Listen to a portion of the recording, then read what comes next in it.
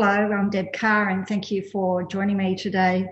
Who I'm going to chat with a wonderful guest. She's a Buddhist nun. Her name is Ji Hyang Padma, and I'll just read you out her bio. It's pretty impressive. Ji Hyang Padma has combined an academic career with her vocation as a spiritual teacher. Ji Hyang has served as the Director of Spirituality and Education, as well as a Buddhist chaplain at Wesley College for 14 years. Additionally, she has served as a meditation teacher at Harvard University, Boston University, Babson College, Esalen Institute, and Omega Institute. Ji Hyang Padma is the author of Field of Blessings. Field of Blessings is a turning point, a revitalization of the healing arts in Western culture. Reclaim the power of ritual healing and reconnect with the roots of mind-body medicine. Welcome, Ji Hyang Padma. How are you this evening?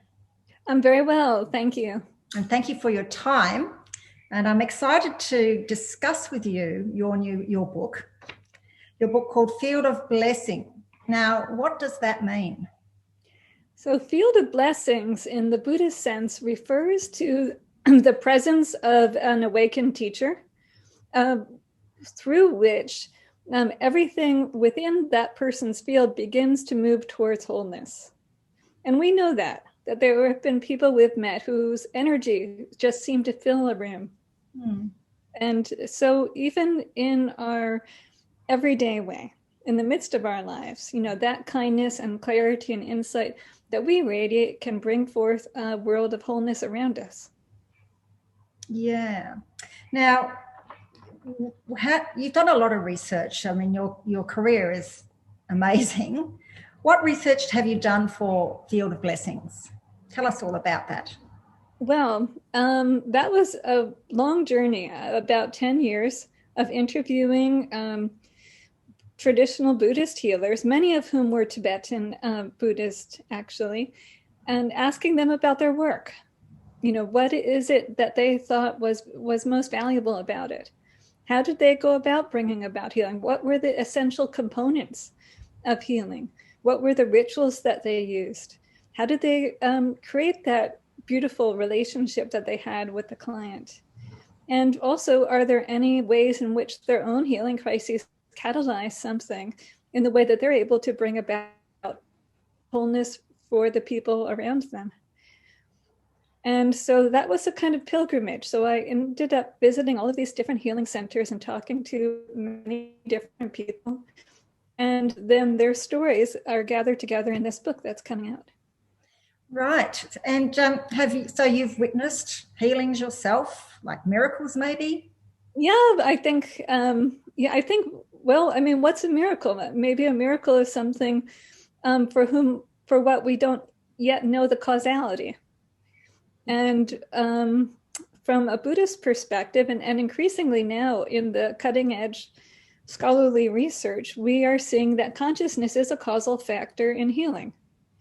And we know on a very primary level that one's mind state, one's emotions absolutely affect the immune system, affect the digestion,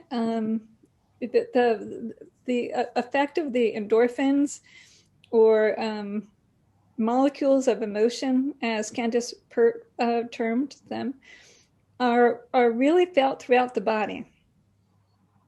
So to whatever degree that we're able to, enter into that positive state, it does bring about things that we would consider to be miracles.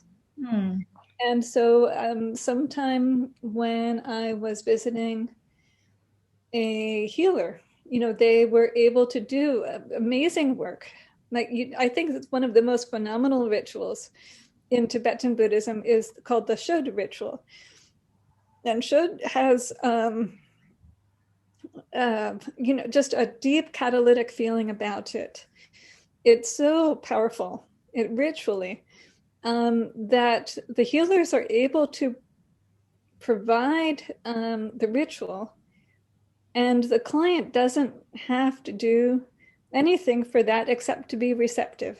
They can lie down there in front of the healer And the healer then goes and does some traditional chanting. And presumably, if they're really doing this, they've brought their retinue, people who have got instruments and who are accompanying them in the chanting. And the chanting is this profound offering of oneself to whatever those demons are. And should they talk about feeding the demons? And from a Western perspective, we think, well, wait a minute. Why would you really want to do that? Yeah. But within the Tibetan cosmology, it's understood that the demons are they're really aspects of one psyche. They're aspects of the big mind. Those parts of ourselves that we reject, that we've cast off, that are our shadow, that are hard for us to see. Those are what manifest, you could say, as fate. And so the healer's work then is to bring those back into relationship. And in order to do that, you have to call in the demons first. So the ceremony is actually kind of frightening. The healers will play these instruments that are made out of a human thigh bone. Really? When they blow that horn, yeah, it has a decidedly eerie sound. Then also there's a hand drum. And as they are using these instruments, the chanting, the meditation, the meaning of the chant, which has its own melody, is that one first offers all of these gifts of our spirit: loving kindness, compassion, joy, equanimity. We offer that, the wholeness of our heart, to these demons, that they be satisfied. Are there any videos on YouTube or anything that people can see a ceremony? Yes, there are. The Shod is spelled CHOD. And probably if people look on YouTube with that, then they will find it. One of the Shodpas who I interviewed for this research, his name is Lama Jinpa, Jinpa. Okay. But there's another really great Lama who I think does not have his Shod practices on video. His name is Lama Lamong, and he is in San Diego, California. He's very powerful. He's filled an entire large room, with the strength of that ritual. And everyone has come out of it feeling as if they had somehow been away, right, for like a span of a week. It feels like so much time has gone by, because you awake as if from a nap with a little bit of a heavy feeling.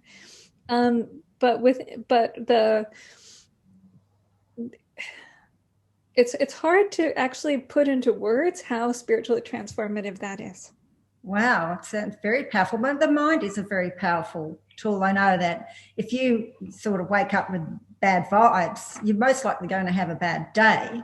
Well, that's right. Yeah, and a friend of mine once gave me some advice. I was a bit stressed out about the COVID when it first began, and she said, "You know what, Debbie? Every morning when you wake up, smile at the ceiling." I do that every day now, and it really does set you up for a good day, I think. So. Well, really, yes.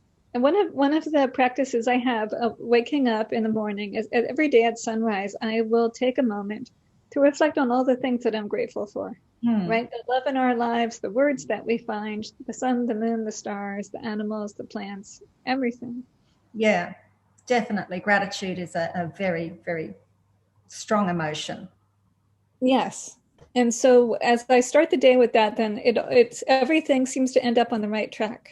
Yes, I totally agree with you. And even if you're in a bad mood, just try and snap yourself out of it by just lifting that vibe up a bit. Well, positively. And so just in that way, it kind of snowballs. Yeah. So that if we feed those afflictive emotions, then we have that showing up in our lives in an externalized way. Perhaps we burn toast or we're a bit impatient on the road, and we get a fender bender or something. Yes. But on the other hand, to whatever degree that we're able to find a place of gratitude, find a place of presence, then we see the people around us as essentially friendly, or the people whom we can have compassion for because we've been in their shoes. And then that just turns things all around, doesn't it? It certainly does. Definitely does. I must say that I do meditate every morning, and if I've had a bad night, I'm not great at sleeping, but it feels like I have a lovely sleep.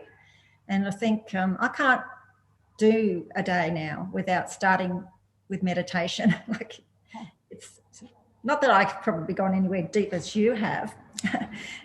Can you explain to me what attachment theory is? Well, yeah, that's that could be a good conversation for a couple of days. Oh, really? Yeah, no, we could do some good deep sea diving around that. So attachment theory, it comes from Western psychology. And the idea is that all of our life relationships, from the most intimate, with our partner, to those who are just acquaintances, all of that is founded in patterns that begin in early life, before we're old enough to actually remember those experiences. They're formed in the implicit memory. So before the age of 2, you might have a positive experience with a stranger. Or maybe, on the other hand, you see a dog and it scares you. Later on in life, you don't remember that there was this dog. You just have this uncanny fear you can't explain when you see dogs. But you really love that smell of lavender and you don't know why. But maybe your mother is able to tell you that that's exactly the fragrance that your great aunt used to wear. And so in that early life experience, to whatever degree we're able to make a healthy connection with our caregivers, that they're not perfect, but they're good enough, then we're going to be using that pattern as a template, not consciously, but unconsciously. And it's not only affecting our relationships with others, it's also affecting our relationship with our own body, because it's the very same circuitry in the body. The mirror neurons, the vagus nerve, etc. I described all of that in my book. It's that the very same neural circuitry that connects us to our body and to our own feeling state is the same circuitry that helps us to sense and accurately respond to the feeling state of another person, because we literally have a sense of how they are. Interesting. And to whatever degree that we're able to have that healthy connection in childhood, that's already wonderful. But if we don't have a perfect childhood, as many don't, then we can actually have what's called earned secure attachment by making connections later in life with friends, loved ones, mentors, whoever it may be. And so that anchors that. Now, to whatever degree that connection isn't so strong, that has been correlated with certain particular adverse health outcomes, from diabetes, heart conditions, lupus. There's a whole constellation of factors. And what's interesting about that is that through these healing relationships, through the way that the healer is connecting with the patient, already that's catalyzing something. Already that's bringing them back. That's restoring their connection with their own body and restoring their way to healthy relationships with others in this world, which is absolutely then going to spark a whole renewal in their life. That is interesting, because I've got Crohn's disease, so I might have to do a little bit more research on this. Very interesting. So changing the subject a little bit now, how can meditation actually help people that are suffering from anxiety or an illness? Like, how can it help them, or how does someone meditate that has never meditated in their life? Well, there's a whole Another book. yeah, that's like a block of questions right there. Yeah. Well, the first thing is, if people are ill, the first thing that it can do is to help them to release the stress response. I mean, I can say this because yeah, at some point, right, we've all been a bit ill. You know, we all ended up in the hospital. And so at that time, and I work in a hospital, so I know that hospitals are very disconcerting places. You know, one can walk into the hospital with maybe feeling a little bit unwell, you know, and then there's a lot in that situation. You know, people drawing blood, you know, bright lights, and it can all feel really uncomfortable. Mm. And the experience of being sick can actually be cause for elevated stress. But at that time, that stress response is not helping the body to heal. No. So then what I do with the patients that I work with is simply encouraging them to sort of breathe in for a count of 4, breathing out for a count of 8. Yeah. And you breathing in, we relax the body. Breathing out, we clear the mind. You know, I can vouch for that. I was in hospital a couple of years ago having major surgery for Crohn's, and I was in a very stressed state. The nurses were overworked. It was my ward where my bed was a mess. It was just chaos. Yeah. And a nurse came in on, I think at 8 p.m. her shift started. The first thing she said to me, she got me in the chair, she tidied up my little space, she put me back in bed, and she gave me breathing techniques. And I can tell you how she just changed me from being terrified to calm. And I think all nurses need to have that skill. It was amazing. Oh, completely. What a blessing. It was a beautiful nurse. I'll never, ever, ever forget her and that feeling, that how she made me feel so more comfortable just by breathing. See, that's exactly what I'm talking about. Yeah. You know, this kind of bedside manner is actually not separate from the healing. It's the vehicle for the healing. Yeah. That is that there are lots of rituals in Western medicine. We think about Western medicine as being too scientific for ritual, but Western medicine has its own rituals. Taking vitals is a ritual. Yeah. You know, nowadays giving the COVID test is a very particular ritual. Unforgettable for those of us who have experienced it. I haven't had a COVID test, but I know people have. Yeah. No. Yeah. And so we have those, but and also maybe taking the medical history or the social history, that's a ritual. Yeah. But if these rituals are done without attention to the connection, you know, without creating a sacred space for meaningfulness and for the values of the patient and the clinician to come together, then it's just not quite as effective. You know, whereas if there's a nurse who has all those skills and is able to say, breathe together with me. And out of that, there's a resonance that happens, which her presence helps your body and your system entrain to that and restore its own equilibrium. Yeah. Well, as I said, I've experienced that, and it was amazing. Amazing. Yeah, I love that you have, because that kind of healing relationship is the essence of the book. In my own experience in sitting meditation retreats, actually, there was more than one time in which I had physical challenges.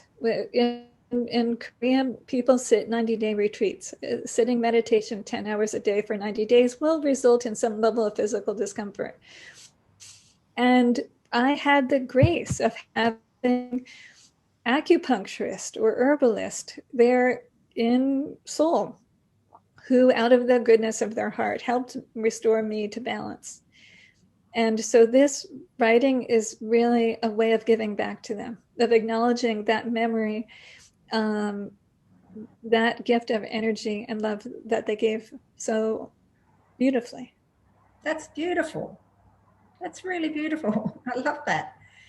So when you meditate, do you like, where do you go? Do you go to a different place? Do you leave your body, or do you... No, in Zen, it's pretty simple. We say it's here, now, and this. So this is it. So yeah, and if we can bring that loving attention to our body and mind in the present, we're bringing all our energy into the present. That's the place we have power. Right. So yeah, when I'm doing the meditation, I might in some cases envision the medicine Buddha, but I'm doing it aware that I'm breathing, aware that I'm here. Just being present. And as I do that, I try to notice, how is that breath flowing? Does it feel like it's flowing freely, or does it feel constricted somewhere? Where can I help to relax and soften that? Or what emotions are coming up, and can I be with them unconditionally? They all get to be here. Okay. Do you think it's possible to meditate when you're walking, or is that more like a mindfulness? Well, that walking meditation is one of the very traditional Buddhist pathways. My teacher, Mahagosananda, used walking meditation to bring peace to his country of Cambodia. And his prayer, his teaching was that a peaceful heart makes a peaceful person. A peaceful person makes a peaceful family. A peaceful family makes a peaceful community. A peaceful community makes a peaceful state. A peaceful state makes a peaceful nation. And a peaceful nation makes a peaceful world. So just through creating that loving kindness and presence in his own body mind, hundreds of people were magnetized to him. And so they would do these peace walks from the Cambodian Thai border into the capital of Phnom Penh, through areas that were still considered to be very dangerous. But through the power of that great compassion, it brought people to pause and see that there was a different way to go about things. And so he was nominated for the Nobel Peace Prize at least 9 times. Wow. But yes, walking meditation is absolutely, positively a very good way. And when I do walking meditation, I try to bring awareness to the soles of my feet, bring awareness to that lifting, moving, and placing of the feet. And noting my feet making contact with the ground. Mm-hmm. And then as I do that, also keeping a greater wide-ranging awareness of the surroundings. And if I can keep both that very particular concentration and a more spacious awareness, then that feels like a good walking meditation for me.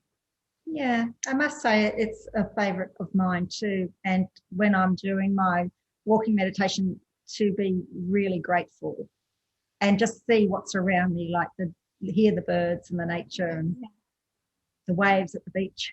Beautiful. Completely. Yeah. Now I have one final question for you. Yes.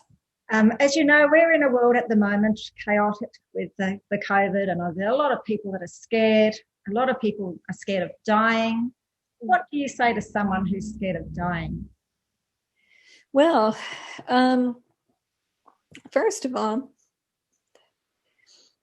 I would say that it's the human condition. That may or may not be comforting, but we've all made our entrance, right? Then sometime we'll all make our exit. But my experience as a Buddhist teacher, as a chaplain, has really shown me that there's no ending, there's just continuing. So that when I'm at a bedside, yes, the physical body, it ends, but the spirit doesn't die. The spirit continues. And at the end, after a person has breathed their last breath, when they have, come to that place of stillness, there's a beautiful quality of energy in the room. It's as if the person is finally relieved of the burden of illness they were carrying. And also, I think there's something greater than that. From a Tibetan Buddhist perspective, we would say it's that individual consciousness merging with all that is. Mm-hmm. Merging with that love which we are in a kind of homecoming. Yeah. And it's been my gift to facilitate that in the times when I've been able to sit at the bedside. When my mum died 5 years ago, nearly 6 actually, she was in a coma for two days, and that when we realised it was her last few minutes alive, she woke up. Well, she didn't wake up, but her eyes opened, and there was 4 family members around her bed, and she looked intently at each one of us, at me last as the only daughter, and then she just looked up and she went. And she looked so peaceful when her soul left. Isn't that beautiful? It was amazing. I think about it a lot. It gave me a lot of comfort after, losing her like that. So, yeah, I just wanted to share that. Just that, Yeah, thank you. That's really inspiring. Yeah. Well, look, thank you so much for your time and for your book. I will write down where anyone can buy the book. I've read part of it. I haven't read it all yet. I'm still going through it. It's amazing. And I just really do thank you and wish you all the very best. Thank you. Yeah, my website is mountainpath.org. So there's more information about the book there. I hope sometime we get to take a walking meditation together. That would be fantastic. You'll have to come over to Australia or I'll come over to you. I love that. Thank you. Thank you so much. Thank you. Thank you.